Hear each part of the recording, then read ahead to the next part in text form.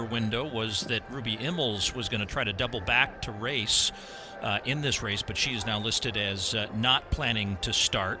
As we see some of the other folks, who do you have specifically pointed out for favorites tonight?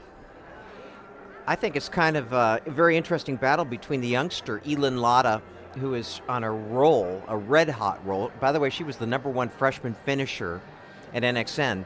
The #1 sophomore finisher at NXN is in this race as well, Mia Surwa of Barrington, Illinois. So those are the youngsters. The vets are Sophia McInnes from Bayport, New York, and the pride of Sioux Falls, South Dakota, Libby Castelli. So I really like this as a matchup between seasoned veterans and the youngsters.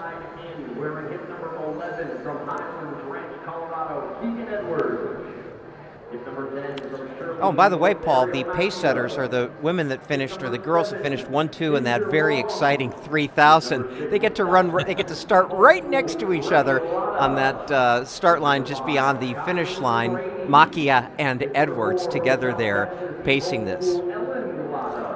And you see them out there in front as they'll stagger these groups into two for the first 100 meters or so before they come together. So Ginger Long, Remy Latta, Kylene Brady, Elin Latta, Mia Surwa, Libby Castelli, and Sophia McInnes on the inside there on hip #1. She has the highest national ranking in this event coming into the race. Or check that, Elin Latta does, #3 U.S. in the mile. McInnes, U.S. #10. Of course, Sadie Engelhart has also rewritten a record in the high school ranks in the mile. She ran 4:27.97 at Millrose, and that is the U.S. #1 here. They're trying to pace this one to try to attack that #2 mark, which is 4:42.82 by Dylan McElhaney, and that's what the pace lights are going to be set to, is trying to get them around here in about 4:42, but they're out swiftly. They sure are. They're way ahead of the pace lights. I really like 34 seconds for 200. That is really hoofing it. I do like that they have an excellent shot at moving into #2 on the all-time list, whoever emerges from this group. And I think it's going to be a very, very interesting race. You know, Elin Latta has just taken the, is on fire. 4:43.92 for the imperial distance, 4:44.98 for the metric distance. As mentioned, she was the #1 freshman finisher at NXN. So she's hot. She's ready to go. And Libby Castelli is kind of on the comeback trail a little bit. She just PR'd in the Husker Invite in 4:47.79. She's the 5-time South Dakota State champ. And then another one that you have to like is Surwa, who we saw in cross country just have a brilliant cross country season. So, and Sophia McInnes is the fastest in the field. She's a 2:07.18 800-meter runner. So really a lot of very intriguing young ladies with good credentials. So the top 6, Makia, Latta, Edwards, McInnes, Castelli, and Surwa.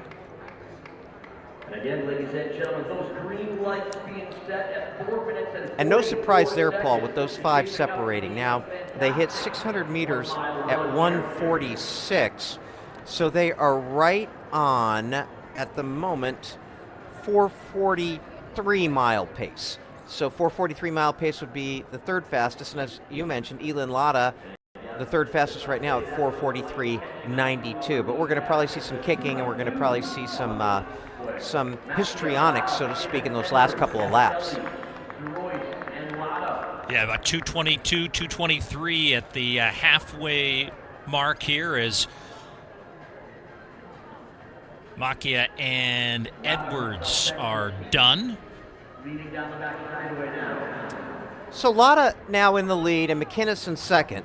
Again, I always like to see who has the best 800-meter speed in the field, and that would be McInnes in second, and she looks very comfortable. So Latta's going to have to push this to take the sting out of McInnes. Castelli also looking quite full of run there as she now moves into second. Very, very nice. And Surwa kind of hanging back a little bit.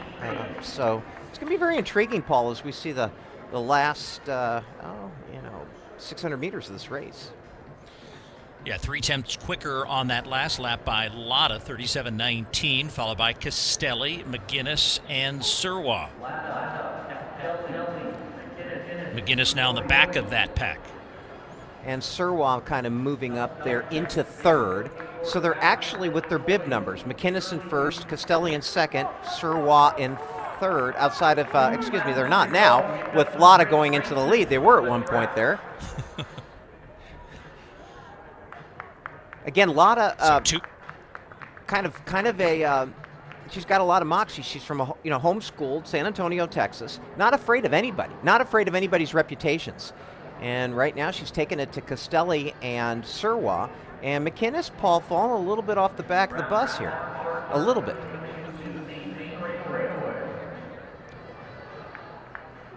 Have been clicking off the laps at 37 seconds here. They've only got a lap to go, and now we're going to start to see some attacking here in the last lap as they came through in 36.58. Lotta still in the lead, but Surwa, Castelli, and McGinnis all in it as they head down the backstretch.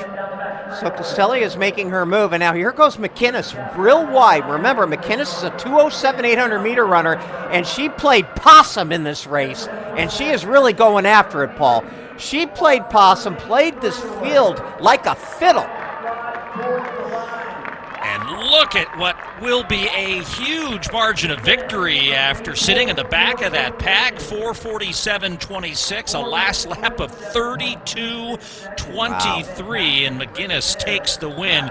Again, she had the 10th fastest time coming in at 4:46.96 in the country, and wins here in 4:47.26.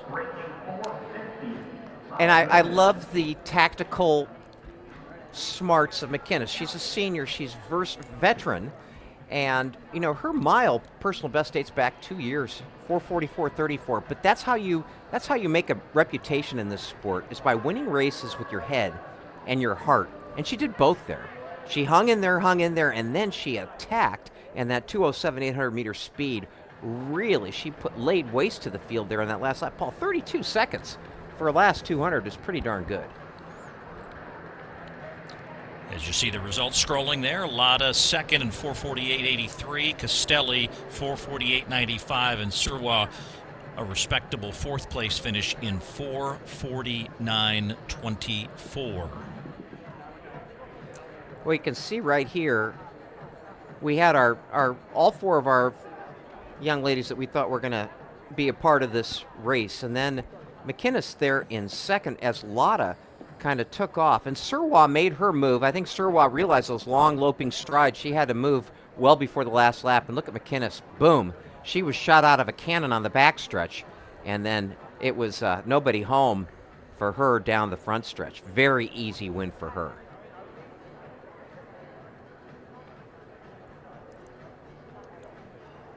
And Sophia McGinnis, who loves showing up every week and jumping into a race. We've seen her throughout the indoor season, comes into Boston and takes a victory in that big high voltage medal around her neck. And now to the infield she goes for a check-in with our Keenan Gray. Stand up, back up. Girls, when you guys. All right, the 800-meter specialist stepping up in range in the miles. Sophia McGinnis getting the win here. Take it to the last 100 meters. And how challenging it was to close that stretch. I knew that I really wanted to take the win, and I was going to push myself in order to do that. It was definitely difficult. The girls in the race are all incredibly talented, but I just kept telling myself that I deserved that win and that I'm just going to get it. Overcoming some COVID too the last couple of weeks. How'd you kind of manage that and find a way to get over that and then run a really fast time here tonight? I really focused on my mental strength. I didn't want to get down on myself and tell myself I can't get back from this. So every day I practice, I would just push myself, and having my coaches and teammates around me, that really helped also. Sophia McGinnis, future Villanova Wildcat, congratulations on the win tonight.